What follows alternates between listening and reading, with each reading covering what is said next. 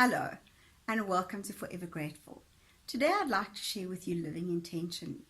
Now, when you've had an experience which has altered your life and your perception of the world, one looks at life and decides to live intentionally. That is a choice you make. It's not merely existing.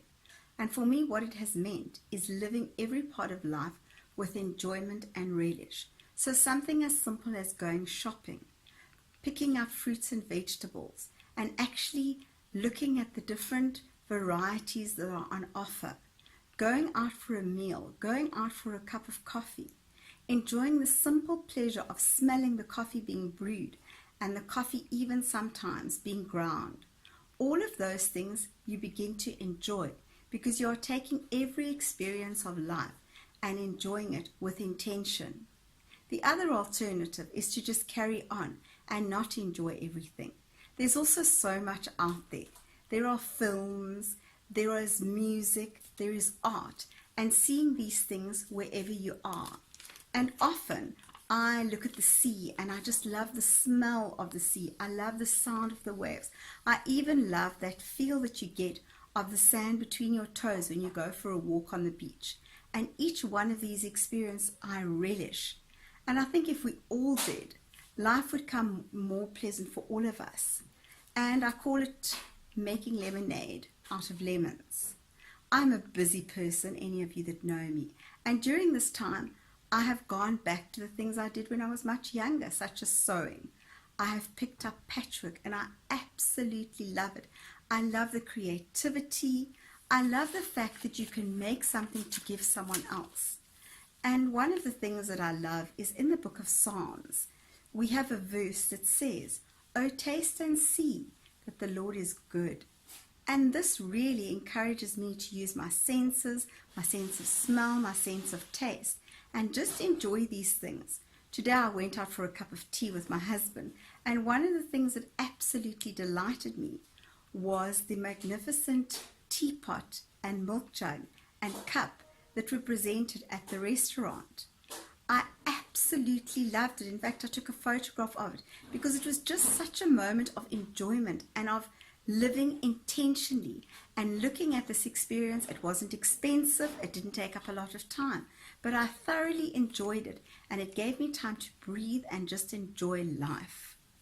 There is also another verse in the Bible which says, "Whatever is noble, whatever is good, whatever is pure," I am paraphrasing, "think on such things."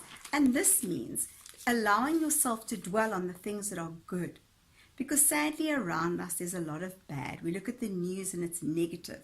We look at the politicking that's going on around us and one finds yourself grasping for hope. But it's far better to look at the good and allow your mind and your thoughts to dwell on these things. And then there's a greater deal in this, and that is being able to rejoice with others. Contact with friends and family that I haven't had for a very long time. Contact with children that I've taught years ago. Contact with parents of children I've taught. And each one brings something to my life, and I'd like to think that in turn I feed into theirs. And further to this is the enjoyment of other people's successes and wishing well to others, and also being able to share the sorrows of others and realizing that I don't have a moratorium on bad things, that everybody has bad things and bad experiences that happen to them. But what defines you in life is if you are going to live life intentionally. I want to live life intentionally. I want to have a reprieve from my illness. I want to live for a long time and I want to live fully. And I really believe that if you do all those things and you do this with other people, it makes your life become intentionally good. It's wonderful to be around people. It's wonderful to be with people. And another simple pleasure is sharing a meal. I love entertaining and I used to be a great entertainer, love having people around. And for a long time, I got too caught up with work and with other things that it was something I neglected. And since I've begun to recuperate, I've realized the value in a simple meal around a table with some candles and simple serviettes can make the world of difference to your week and to the others that you are with. It's about the companionship, the friendship, and yes, good food. using lovely ingredients that smell good, that taste good, and just being able to enjoy everything that God has actually given us. And if we look at the book of Ecclesiastes in the Old Testament, one of the guidance passages that is given to us is that the full duty of man is to fear God and keep his commandments. And living like this does all those things, because if I love God, then I have to love everybody around me. And I hope that this is the love and the compassion and the care that I show to others. And in my journey, I have hoped and I have prayed through this experience that God will make it count for something, that the suffering and the hardship that I've been through will help somebody else and will count for something in my life. That one day when I look back, I will be able to see that this was of value and that I lived my life intentionally.